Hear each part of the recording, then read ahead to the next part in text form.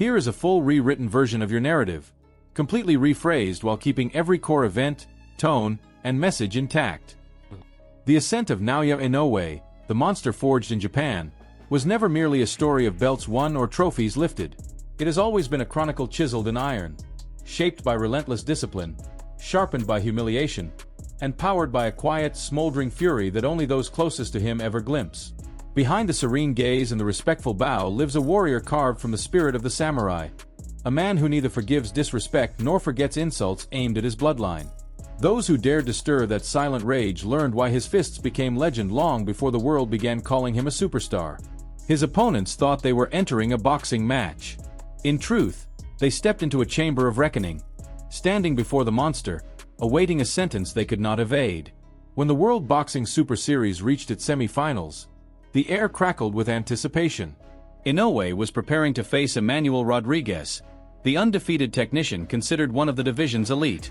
But this fight carried a darker undercurrent. In a gym packed with cameras and noise, Rodriguez's coach crossed a sacred line, shoving Inoue's father in a brazen attempt to rattle the Japanese icon.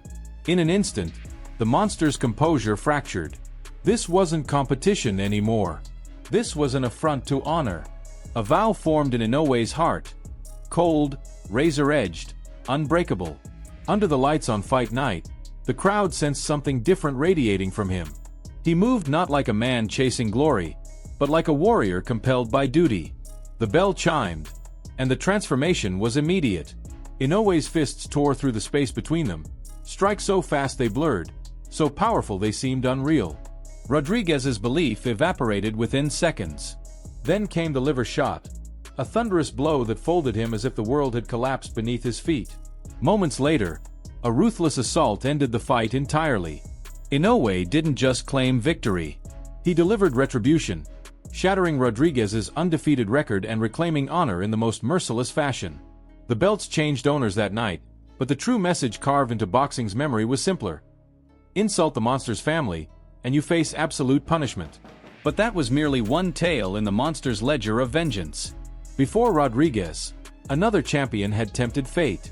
Jamie McDonnell, the pride of Britain, entered with titles, reach, experience, an undefeated chin and an ego to match.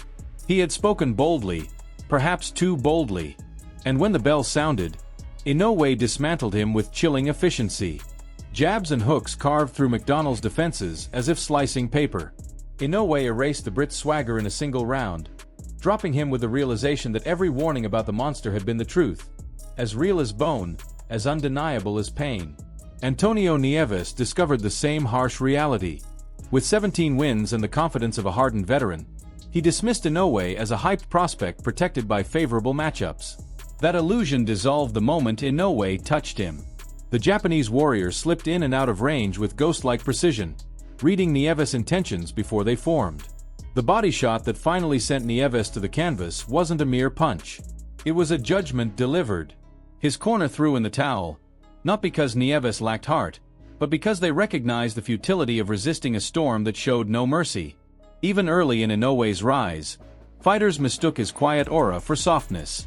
Warito Penis did so, stepping into the ring armed with arrogance and taunts. He smirked, played with distance, and mocked the young prospect.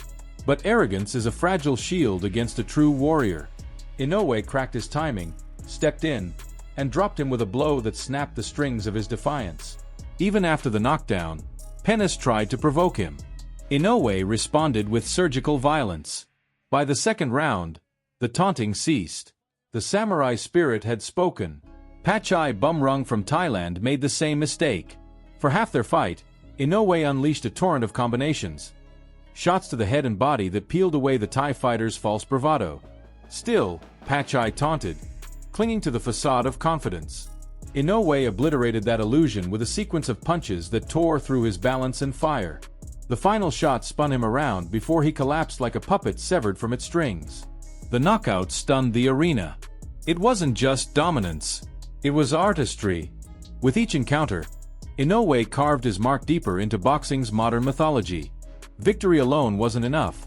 He sought to conquer arrogance, erase disrespect, and uphold the warrior code etched into his being. Every opponent who underestimated him paid in pain and shattered pride. Naoya Inoue's legacy is not defined solely by championships or rankings. It is sculpted from poetic justice, from the way he converts insults into fuel, from the devastation he delivers with unflinching precision. He stands as proof that the quietest figure in the room often carries the fiercest fire. And every fighter who attempts to provoke the monster learns the same truth. Facing Naoya Inoue is not stepping into a ring, it is stepping into judgment. If you live for stories of